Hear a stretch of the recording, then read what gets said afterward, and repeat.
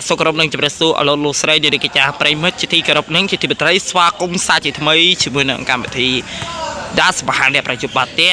សម្រាប់ថ្ងៃប្រហ័សទី29ខែឧសភាឆ្នាំ2025សប្តាហ៍នេះបាទការប្រកួតវីលើកាន់តែជុំចិត្តទៀតហើយបាទរំចាំទាំងអស់គ្នាអរគុណចំពោះមកចោលខ្ញុំនៅក្នុងកម្មវិធីដោយភេជ្ជៈបើកម្លាំងដាសភេជ្ជៈកម្លាំងខ្លាំងលីក1អរគុណដល់ទៅភាសាកម្ពុជាហើយក៏អរគុណទៅដល់ទៅក្រយ៉ាស្កូឡារុជិទៅបាជូក៏បានកម្ពុជាសូមគោរពជម្រាបរីករាយទស្សនានៅការប្រកួតដូចតទៅបាទស្វាគមន៍រីករាយទស្សនានៅការប្រកួតសេតទី1បាទអ្នកដែលរាប់រងសវិតដំបូងគេបាទសវិតជិម2ម៉ាត់ឆ្វេងមកតឥឡូវនេះកំពុងតែចាប់ផ្ដើមហើយបាទត្រៀម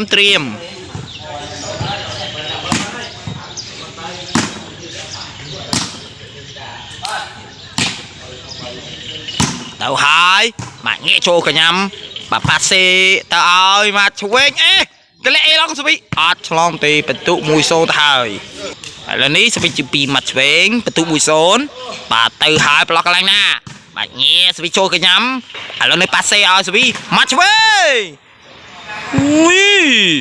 គីឡូខ្លាំងមែនតើងាកសាច់បន្ទុក2-0បាទឥឡូវនេះសវិជា2ម៉ាត់ឆ្វេងបន្តទៅហើយងាកទៅណាចេះបាទងាកចូលកញ្ញាំឥឡូវនេះប៉ាសេមកឆ្វេងងាកច្រប់បានហើយបាទបន្ទុកបានខានមកឆ្វេង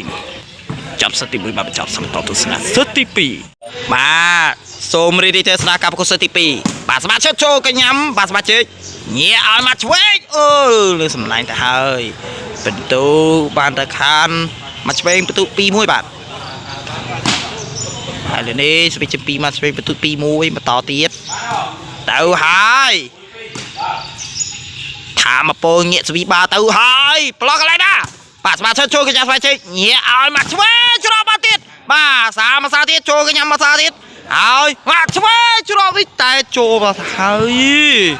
បាទបន្ទុកបានទៅខាងមកឆ្វេងបាទដោយសារពេលវេលានៅក្នុងកម្មវិធីដាសមហានេះបញ្ជុំបាទទេបាទជួបបន្តទីបញ្ចប់ជួបគ្នានៅថ្ងៃពហុសប្តាហ៍ក្រោយពីនេះសូមអរគុណសូមជម្រាបលា